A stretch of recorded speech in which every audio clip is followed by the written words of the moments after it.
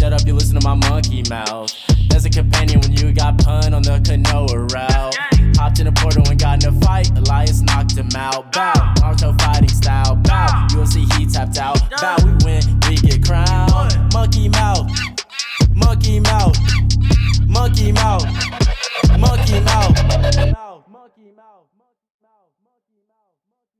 All right, everybody, welcome back to the Ones Who Woke Up podcast. This is Joshua, and today I've got with me Jeni Robins. And I'm super pumped that I was able to get you on the podcast. It was a spontaneous thing, right? I mean, we literally shot this shot, was it yesterday, the day before, to get you in here? Yeah, you just barely reached out to me. So I was like, I'm only here for a couple days, so throw me on. Yeah, it's so neat that we were able to like make it happen spontaneously like that. I love spontaneity. And so you are headlining a show, or just recently headlined a show with Ozzy? So yeah, last night, Ozzy Muniz had me here for one of his shows. So he had me headlining, which was kind of fun. It was for the Sky Hookah Lounge in Pflugerville. So. Yeah, I sponsor all of Ozzy's shows that he does. I'm one of Grindstone's sponsors, and that's how I was like, I typically go out there and I typically try and network there, but I had a podcast lined up yesterday that conflicted and I couldn't get it moved around. So I was like, man, I really want to see if I can get in touch with some of these folks. And I shot my shot, and here we are. And we had a really interesting conversation before the podcast. I think it's going to be a fun one on today.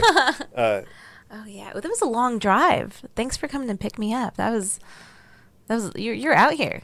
Yeah, Taylor is not close to Austin. No, it's well, so again, you were deep in like the heart of Austin. It was a 45-minute drive, and you were like balls deep in the middle of Austin. So like it's about 25 minutes. Yeah, what do you mean balls deep? It's, yeah, right in the heart of the city. Yeah. Like, here we go. We're gonna go on an adventure to this studio. Yeah, well, I'm glad you made it out because you had snacks along the way. We did, dude. So. Here's how the universe does me. I wanted hot Fritos, and I told her that I was stopping at a particular gas station so that I could get hot Fritos because they typically got them. No, I'm going to backtrack you on that. You got out and confidently, with a bold face, said, "Yes, we are here at this gas station, this particular one, because I know that they always have hot Fritos here." And they do. You said it with such confidence. They do always have hot Fritos there. It's such bullshit that I jinxed it that way. And then that's why they didn't have it, because you said that. Yeah, the universe is definitely out to pull jokes on me tonight. But and then we stopped at another gas station because we didn't get snacks at that one. We're like, fuck it, we're gonna get our snacks at the next gas station up the road. We got our gas. He was so stubborn and set on these hot Fritos. So he's like, you know stubborn. What? There's another one that's right by my house, and that one right by the studio. Right by the studio, that I know has them. Again, with confidence, full on, 100% bold confidence. When we walked into that gas station, 2 empty slots. Although we did have an interesting conversation with the attendant.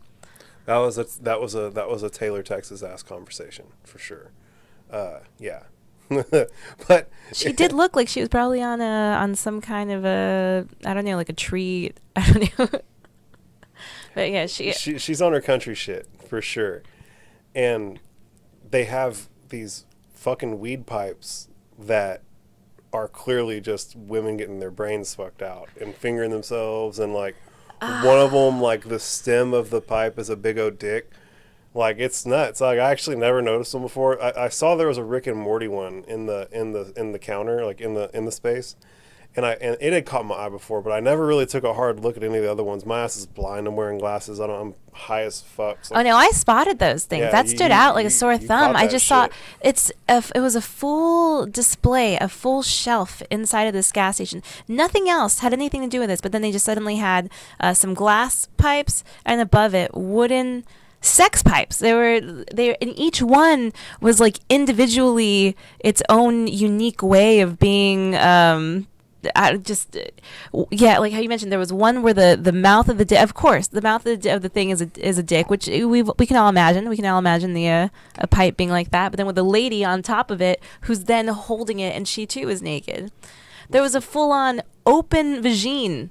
There was an open vagine with a wiener going into it, and the lady screaming with her arms out on your pipe.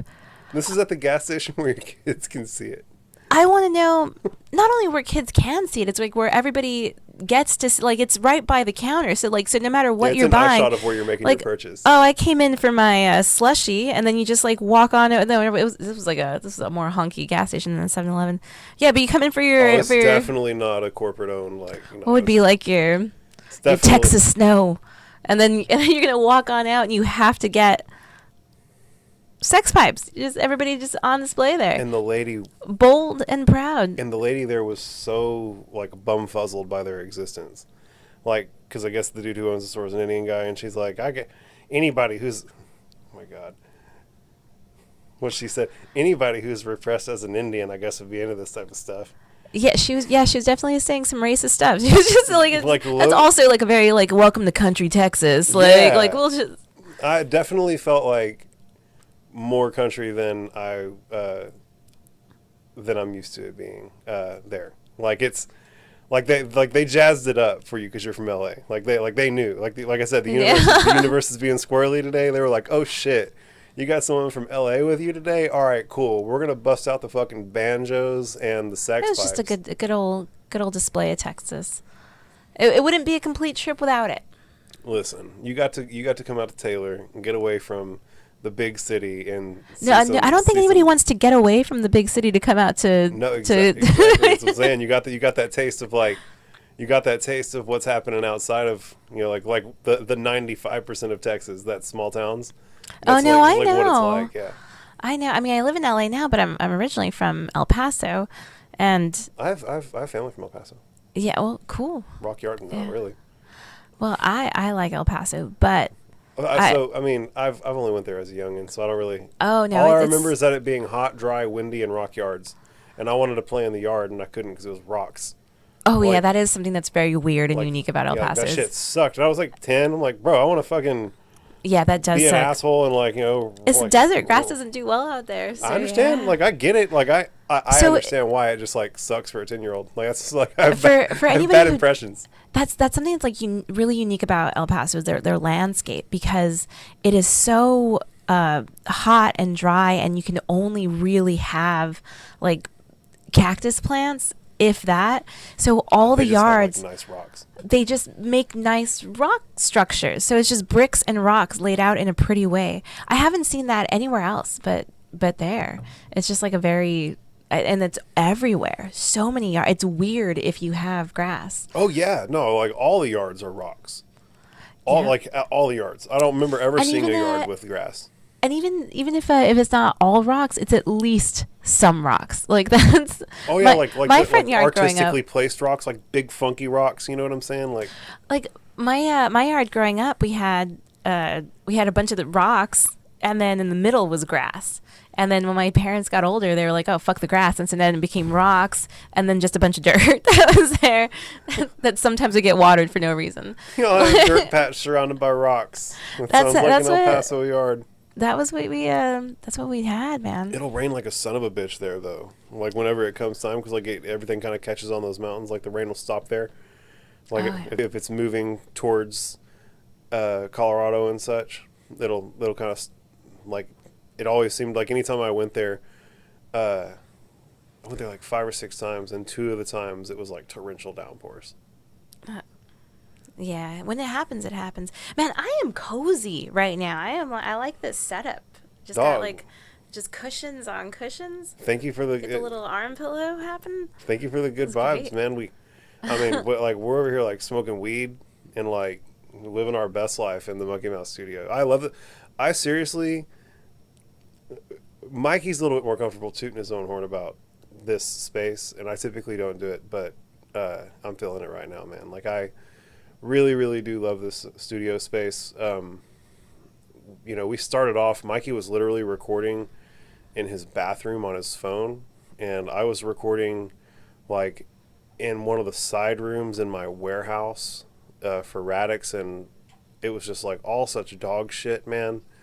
And then even what I had built up got destroyed by a tornado, and then to come here and like do it this way, like, you know, we were recording over there on those snow globes, and like we recently just upgraded to this setup, so like even for the longest, imagine we were recording over there with the camera like pointed back into that little room, and like you'd be sitting across from Mikey, and that's how y'all would be recording, and it was on those cans, and it just, we've just upgraded it so many times and put so much love into the space, man, that like it's a really, really hard time for me to have a bad time here. Like I walk into this space and like my anxiety melts away. And so I hope that we're doing a good job at fostering that type of experience for you as well. Like that's one of the big things that I'm about. Well, it was a good set. I don't know, why did it smell good when I came in? There was like this scent cube right here. Oh. Yeah. Oh, that's interesting. Yeah, this is very that's a scent called Celestial. Oh, okay. I don't know why my autism brain allows me to remember that particular bit of information, but like I know for a fact that's a scent called Celestial. And yeah. I like how you said it like people are supposed to know what Celestial smells like. Like, oh, well, you know, that's... That's what the couches are sprayed with. Oh, shit, this motherfucker sprayed the couches down with fucking cologne. God Well, all right. damn. Why would you... Let me see that. Holy shit. Let me see. Oh, my God. This is a bottle of That's savage. Mankind Hero No wonder it smells so fucking by Kenneth good. Cole. On the couches. Does it at least smell good? You know what? It doesn't smell bad. Let me smell this shit. It does not smell bad. Let me see if it couples well with Celestial. But that's a welcome to the podcast couch. Well, it's gotta smell good in here. It's like, I guess, better Mankind Hero by Kenneth Cole than, like, my ass.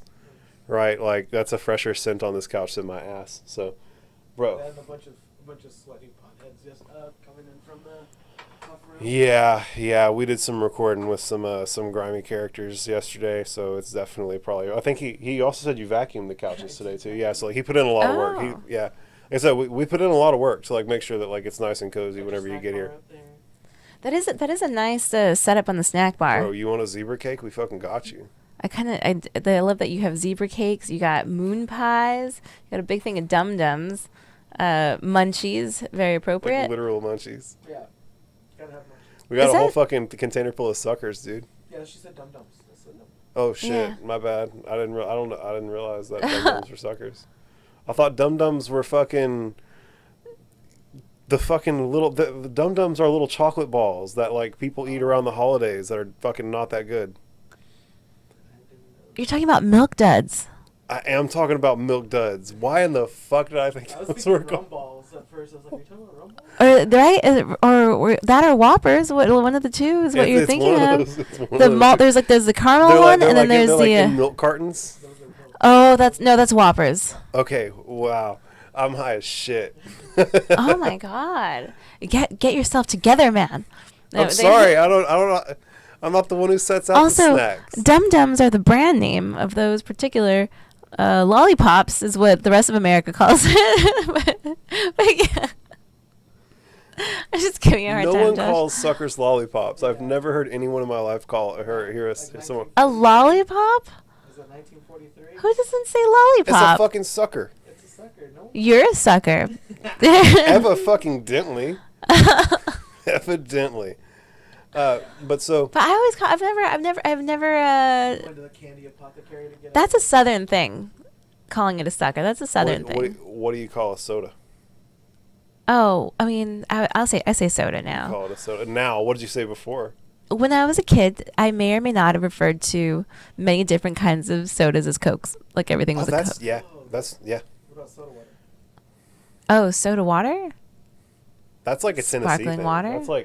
That's like east. That's like southeast where you'll catch that shit, right? Did you ever call them soda waters? Soda waters. No, soda water is a sparkling water. That's what a soda water That's a is. club soda.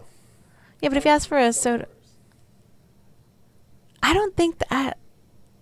Yeah, I mean, I know it's a club soda. I'm gonna Google this. This is welcome to 2020. Hold on, let have our Jamie do the googling, and we'll keep All right, keep you doing Google conversation. it up. You Google that. Yeah, you summon the knowledge from the interwebs while we keep making magic happen in front of this fucking camera, Yeah. making podcast thing happen. Making magic. Bro, we're gonna listen.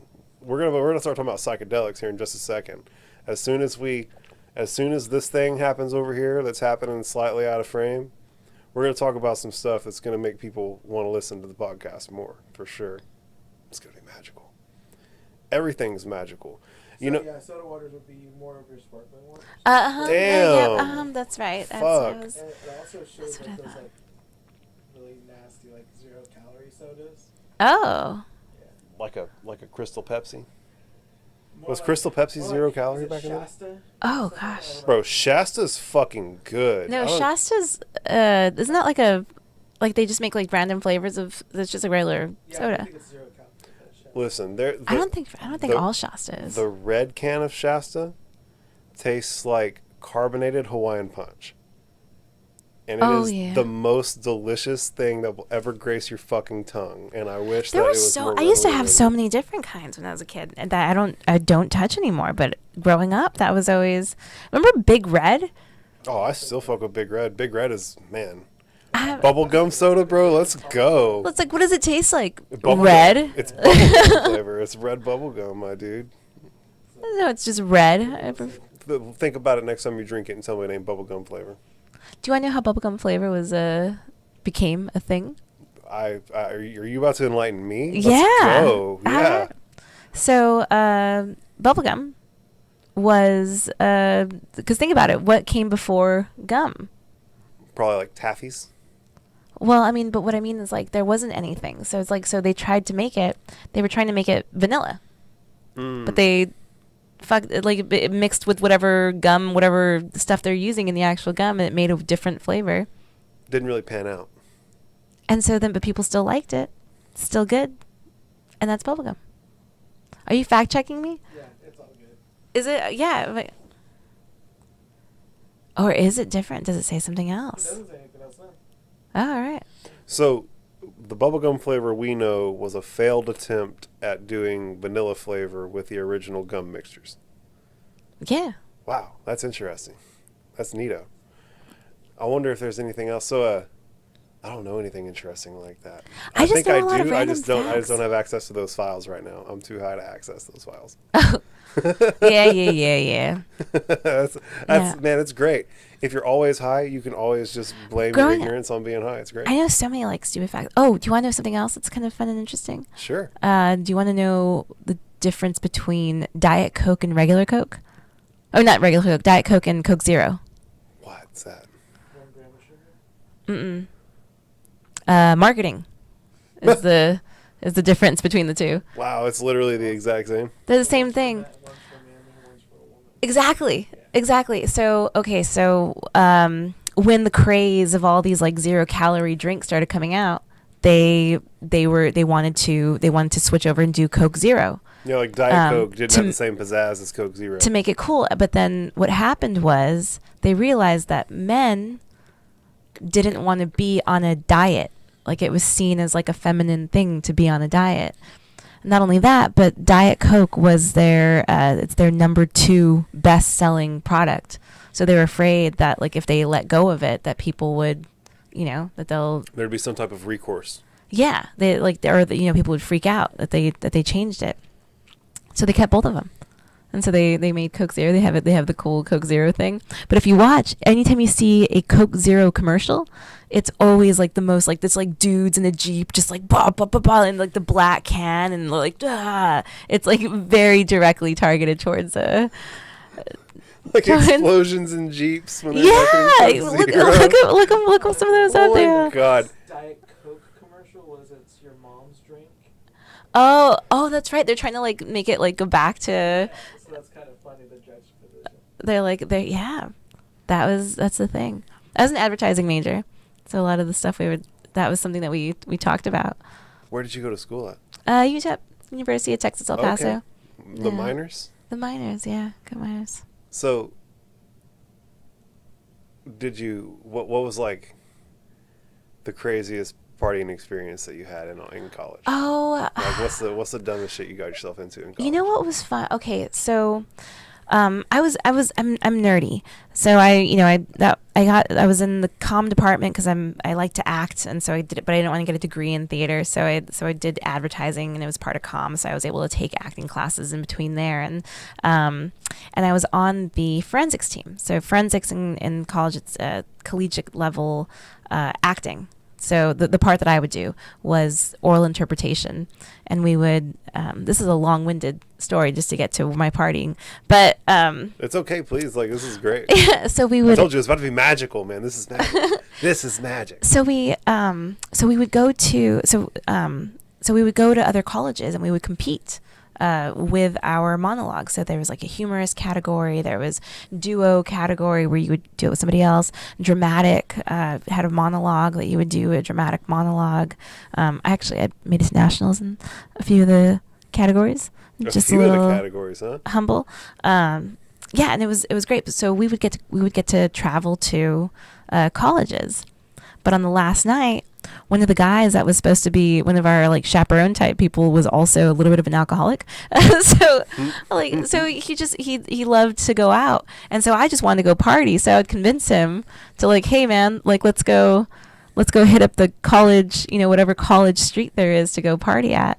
So I think that was my best thing, because I got to party with the college kids at a lot of so I got to do Mill Avenue in Arizona State University, and coming down here, and of course going to 6th Street, and that was always a blast. And I think we even went to San Marcos one time just to go check out their area and party down there. San Marcos is a crazy little town.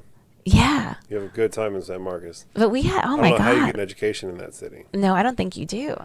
I don't think you do either. I think it's all a big scam. Probably. But yeah, that was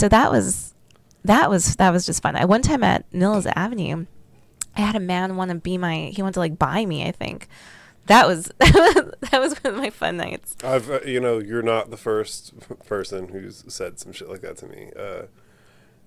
I worked as a server for years, and several of the girls got offered to be just come live with me, I'll pay for everything. Go just do whatever, I'll pay for everything type shit. On several occasions, multiple of the girls got offers like that. It's always creepy. It's always creepy.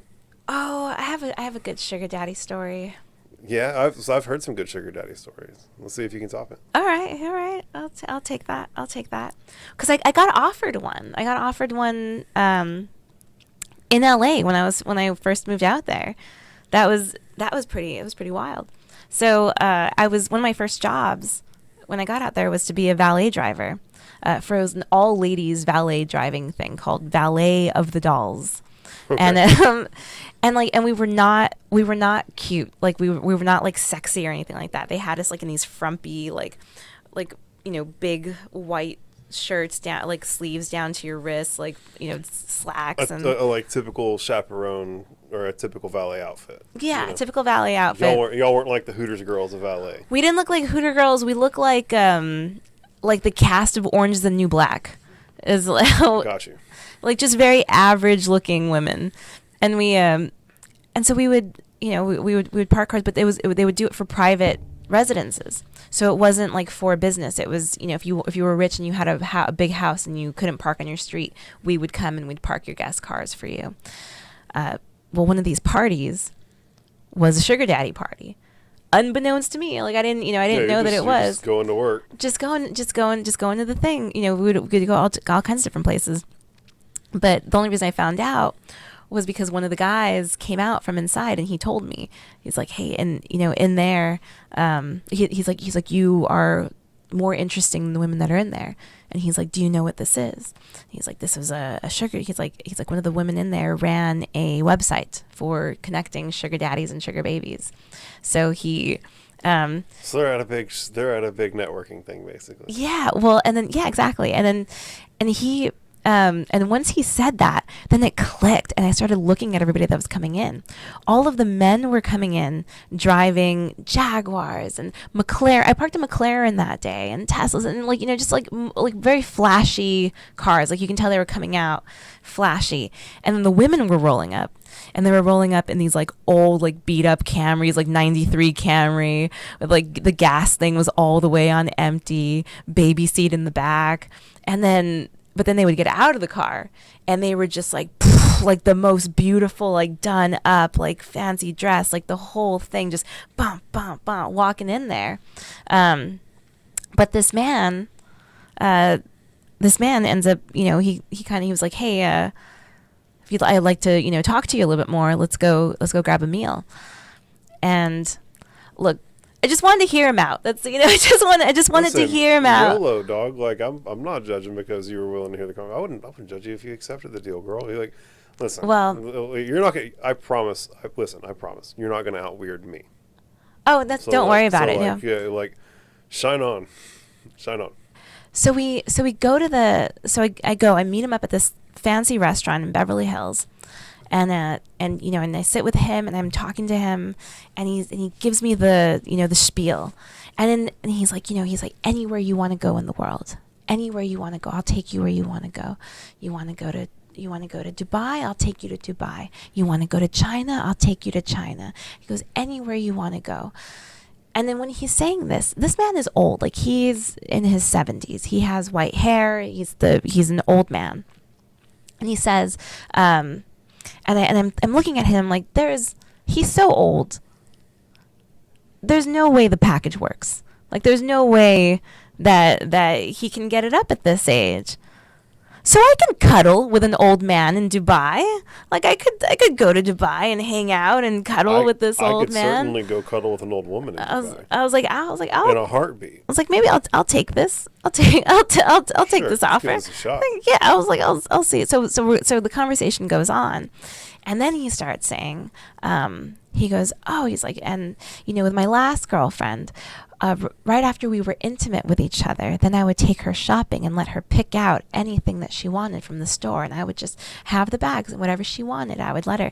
And so he's like spicing it up, but then I'm like, oh, I picked out after we were done being intimate part, and I was like, oh, this guy's rich. That means that he probably not only like can get it up, like he probably has like the access to like the best Cialis in the world, like injectable Viagra, just like put like a machine pump up dick or something that he paid for.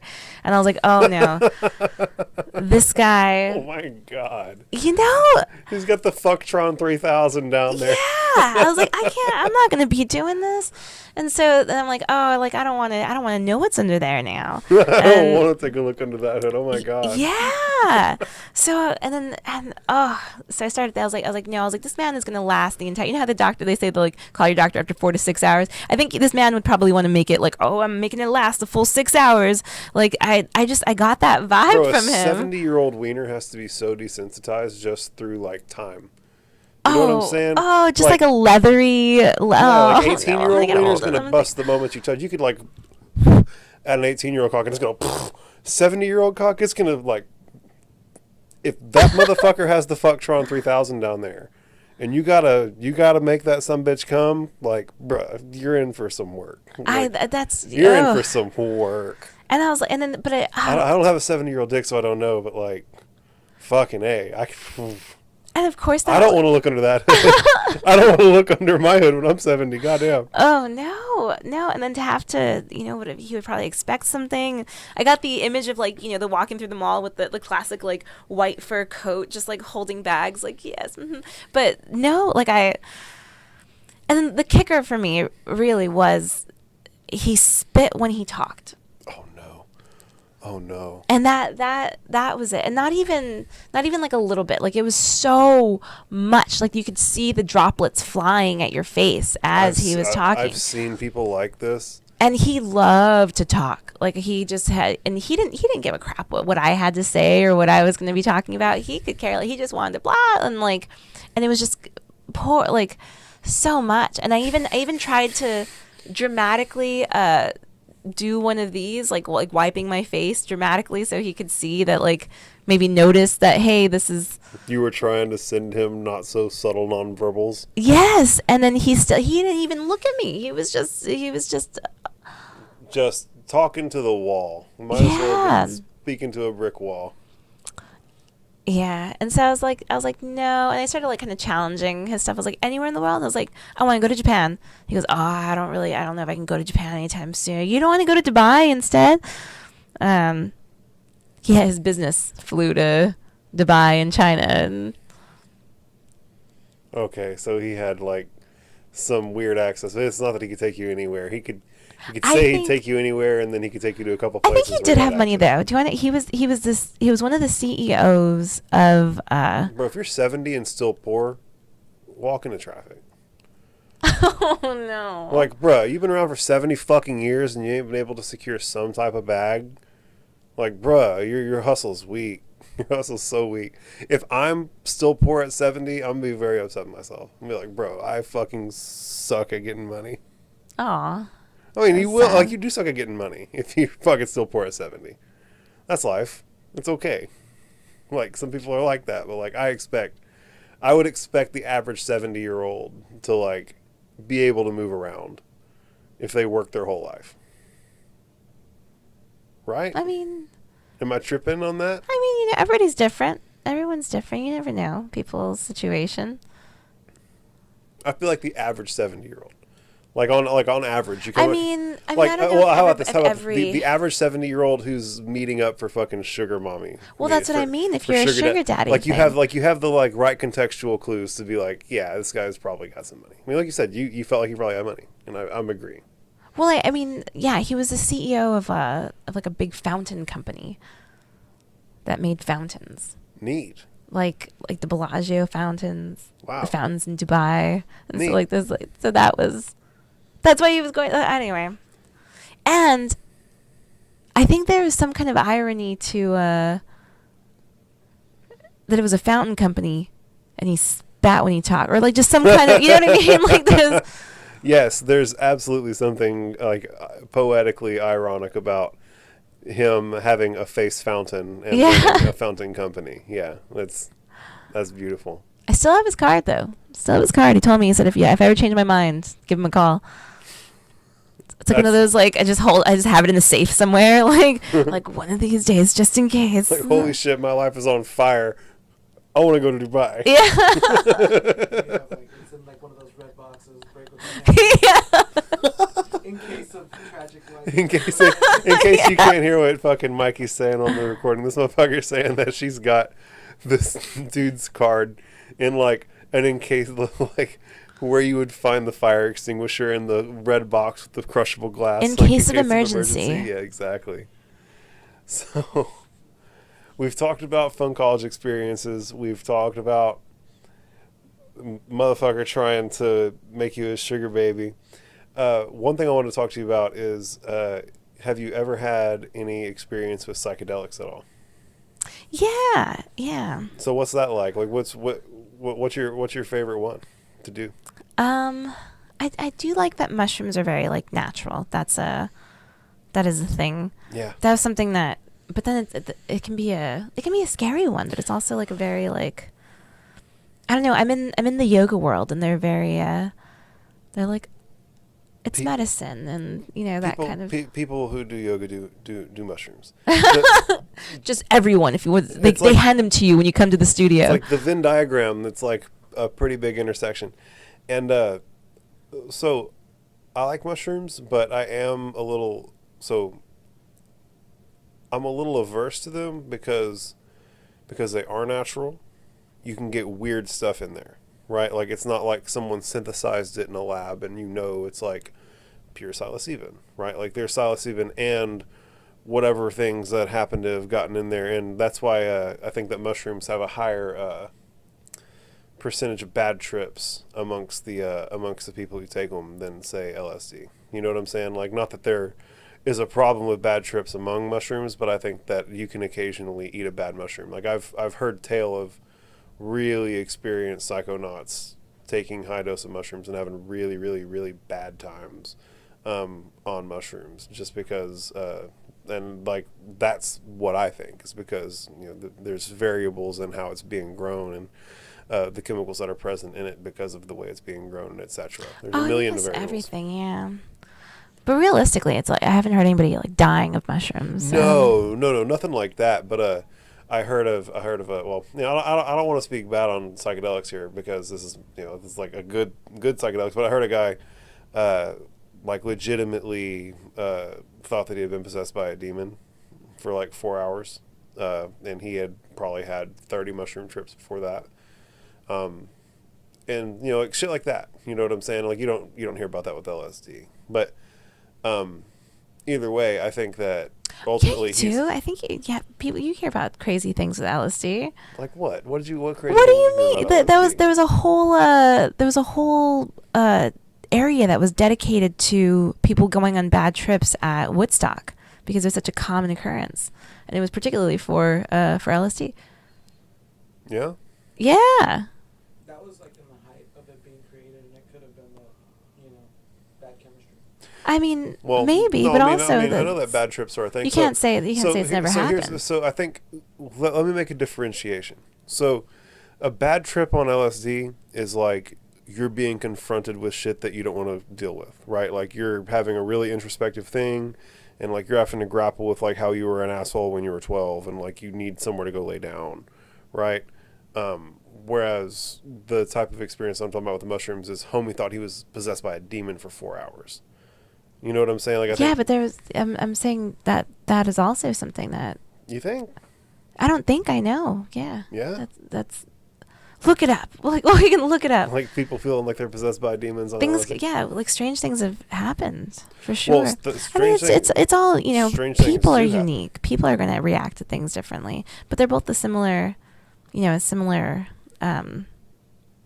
active ingredient. So, what's probably your favorite experience you've ever had with a psychedelic? Like your favorite trip you ever had, or your biggest trip you ever had? What was that like? Like favorite for sure. Well, so I got backstage. Not even backstage. They were VIP. Not even VIP. We had like it was full all access passes for this music festival called Sun City Music Festival in El Paso, and I went and got some acid for that, and that was pretty cool. It almost felt like it was like made for, it was like made for that kind of experience because it was like everything I could have. I'm spoiled now for music festivals. Yes, I understand that energy. Yeah. I took a bunch of LSD and went and watched Avengers. Which one was it? Not Endgame, Infinity War. On my birthday in theaters. High on like 4 hits of LSD. And now it's like, who the fuck wants to go to the movies ever again after you've been in the theater high on 4 tabs of LSD, like watching Infinity War, white knuckling your way through it? Like it's everything that I've ever gone and seen after that has been like, oh, this doesn't stack up to that. And so I imagine that's probably the same type of energy, right? Where like you ever go to another music festival again, it's not quite going to stack up to that time whenever you took a bunch of LSD and went there. Yeah, I didn't say a bunch, but yeah, it was like we definitely had like an amount. Yeah, and there was just something about like the energy and like being outdoors and even like the way that the lights and everything goes. It felt like almost like it was like an extra part of the show. Yeah, well, I mean, they go hand in hand, right? Like, it's one of those things where LSD, any psychedelic really, but LSD particularly in my experience can really help you appreciate art. I had a friend that we brought along, and he was like, oh, I didn't want to stay that long. He's like, I'm just going to go to the festival. I'm going to leave right away. He had some, and then halfway through, he was like, I get it now, guys. I get it. It's the drugs. And he was like, this is great. And just like walking around. My man. That's beautiful. That's wonderful. I love that. I love that.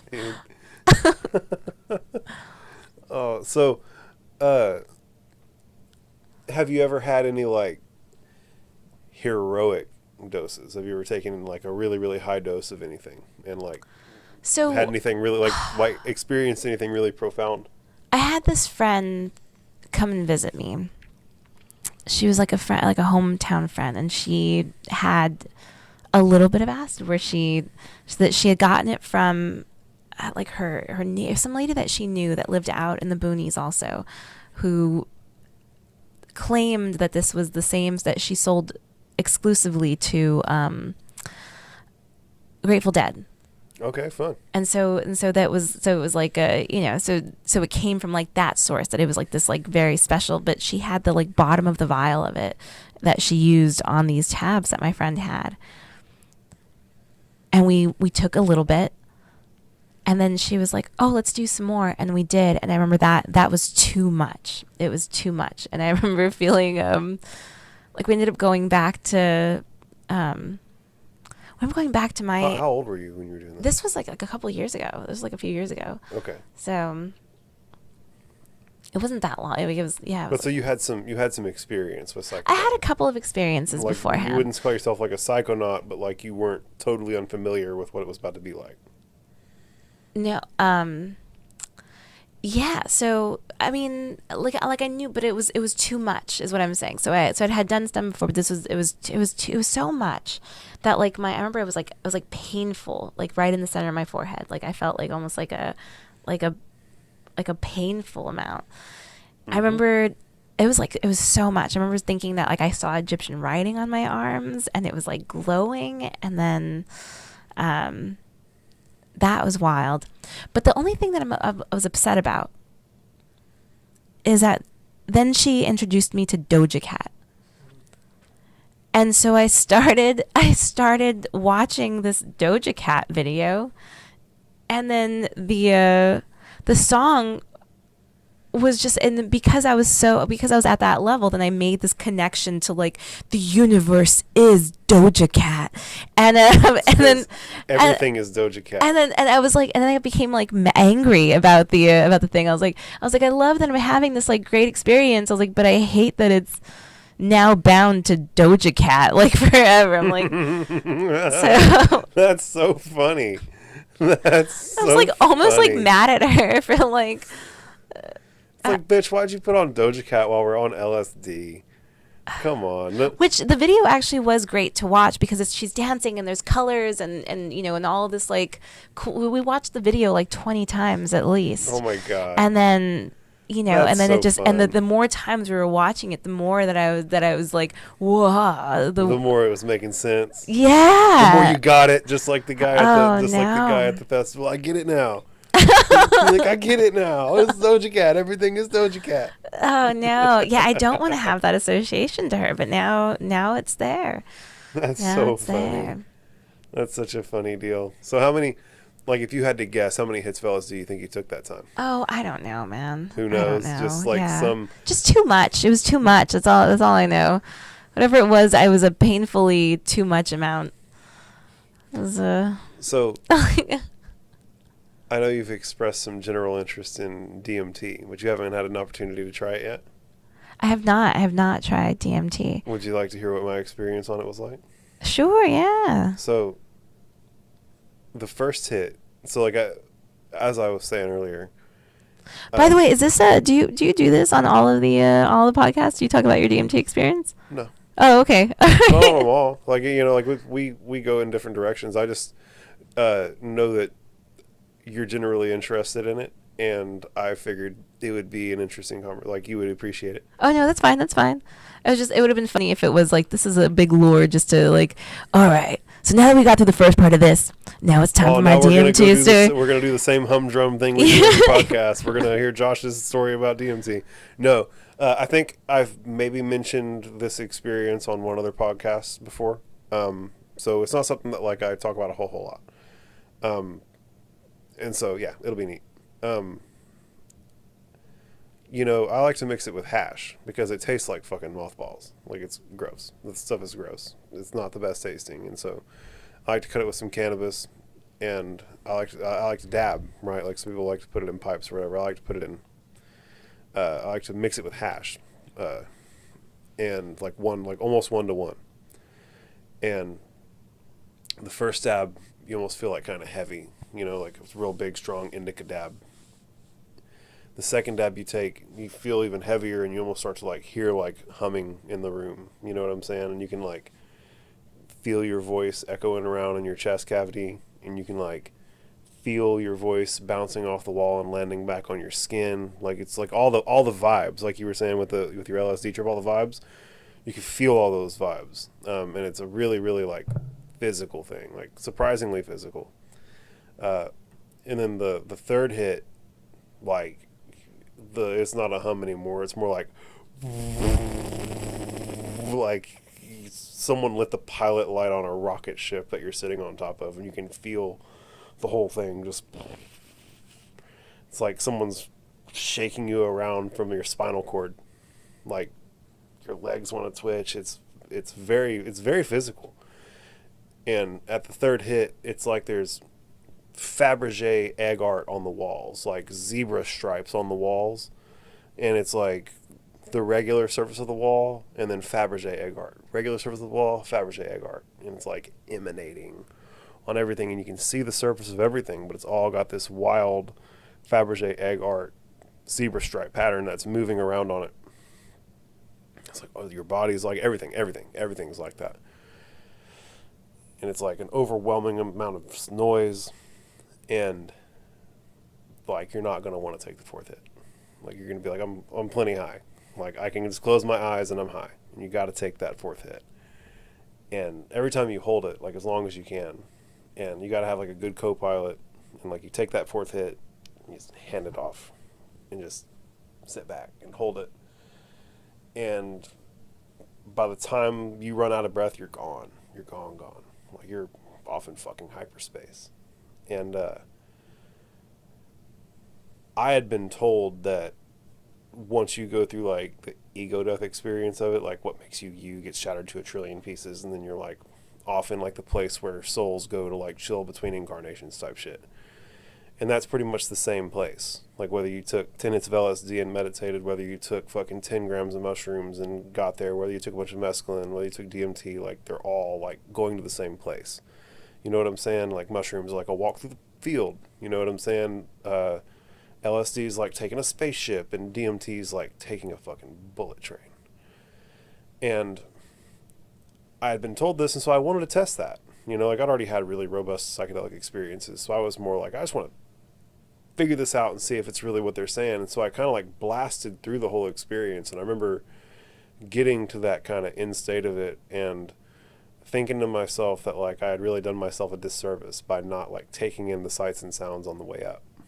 You feel me? Oh. Yeah, like the point isn't to get to the end of it. The point is to like really, really appreciate the come up, right? It's like I went to an art museum and sprinted through all the art just to get to the networking thing at the end, and being like, all right, what do we do? I made it through the museum. I'm here. What's up, guys? And they're like, well, you were supposed to look at the art on the way up. Like you were like, the point of going to the fucking thing was to look at the art, not to get to the networking. And so, but the whole thing was real neat. Like the whole thing was really, really neat. Like there were several like distinct stages of the trip. Like, and it feels like forever. And the whole thing's like, 5 minutes of getting high, hitting dabs, 5 minutes of being blasted off, and then 5 minutes of like recalibrating back into your body. And, but there's definitely like a chrysanthemum that you pass through. Like imagine it's just like a flower that just opens up in fucking front of you. You pass right through it. There's definitely like a room with like what you could almost call like little cosmic little elves, like little orbs of light that'll fuck with you. Like kind of like they're always laughing at you. There's a room where like everything's made of faces. Yeah, there's several like distinct stages. It almost feels mappable. Like whereas LSD and all those other ones like kind of just like make stuff come in weird angles, like where the foreground and the background meet in your regular reality. You'll start getting like neat colors and stuff kind of waving in, DMT is like, bro, you got literally your consciousness got plucked and set in like a navigable space out in the fifth dimension somewhere. And when I was if I made noise with my mouth, it would make shapes. Yeah. And like speaking like this makes just like the ugliest little like they're neat, but like they're not as cool as they can be, but like wow, those like big long weird ohm noises make the biggest, coolest shapes. And these shapes, like I was telling you earlier in the conversation about the forms of concepts, that's what you're creating, are these like forms of these like, you know, like all, well, somewhere out in the universe that noise has a meaning. And so whenever you make that noise, like it's already compact with all that meaning if there ever could be anywhere. And so there's some really neat stuff, some really, really, really neat stuff that you can do. But one thing that really kept occurring to me, aside from like, bro, you should have like really like taken your time and enjoyed the come up instead of just like getting out here. I went out there and it kept beaming into my head that like, this is what it's like to be Galactus. You familiar with Galactus from the MCU? From Marvel or whatever? Neither am I, really. I went and looked it up after this occurred to me. And apparently Galactus was the last living being in the universe, as, you know, like it went through the big crunch, right? It bangs and then it pow, pow. It was like a big cosmic heartbeat. And as it crunched and was about to pop again, Galactus was the last living thing. And so his consciousness, like, whenever it exploded, permeated every single bit of matter that there was in the entire universe. Like every single bit of that pillow, like Galactus is in there aware of what's happening. And that's what it was. And they kept telling me, that's what this is like. Like you can literally go anywhere. You can literally do anything. You can literally go and be an atom in a pillow if you want. You can do anything you want. And so for what felt like 100 lifetimes, you know, I don't know. I mean, I watched universes collapse in on themselves, man. I watched entire solar systems collide with one another. You know what I'm saying? Like shit that takes place over thousands of years. I was like watching in real time, like, wow, this is neat. And you know, it wasn't like as profound as it could have been for me. You know what I'm saying? Because I'd already had some really profound experiences before, but it was definitely like really, really neat. I had a really good time with it, and I've done it several times since, right? And I've taken more time to like appreciate the come up and like make note of the rooms. You know what I'm saying? But that's what it's like. You know, to the best of my ability to describe it. One of the really crazy things that happened is when the trip starts to wear off, you get like a distinct sensation of falling, like you're falling, and you fall back into your body, and you know, like you, like all of it that you went through, like you fall back through the chrysanthemum. And I had my eyes closed and I was looking around the room and I could see everything, like with the Fabergé egg art surfaces. And I could see my cousin stroking his beard. And I opened my eyes, and he was still stroking his beard. And the point is that, like, I literally was looking at the room through my third eye with both my eyes closed, and was able to, like, distinguish surfaces and motion, and was, like, literally seeing what was going on in the room with my eyes closed. And, like, at first there was no distinguishable difference between with my eyes open and closed. And, like, as I, like, blinked more, it, like, kind of calibrated more. But like once you're back, like you're so like I'm that high, but like bro, it's nothing compared to what was happening 30 seconds ago, you know. And yeah, I think it's good. I think it's a good thing. I think that a lot of people could really, really benefit from those type of experiences. Cool. This podcast is sponsored by DMT. Yeah, it absolutely is sponsored Just by kidding. DMT. It really Just is though. like that. That's like those are like the type of experiences that I want to facilitate for people. I want people to be able to hear about your experiences and my experiences and give me the yans. I get up at 4 in the morning to go to work. It's not you, it's me. Oh no. yeah, it's definitely not her. She's a great podcaster. How long have we been on the pod though? We're hitting right at 52. Damn, we're 52 minutes in. Oh yeah, I'm getting a little tired. We could probably call this one then. It's been a blast. give everybody an opportunity to hear where they can support you online. Oh yeah. You know, like literally, like if anybody who's listening to this wants to support you, how do they do that? Oh, okay. So if you want to be my sugar daddy and take me to, no, it's at JENI for now Robins ROBINS, Jenny with one N, Robins with one B. Beautiful. Well, you guys give her a follow. She was great. I really appreciated you making it out. It was a fun, spontaneous deal. We'll catch you guys on the next one. Thank you again so much for tuning in. Thanks. Yeah. Peace, dudes. Monkey mouth, monkey mouth, monkey mouth, monkey mouth.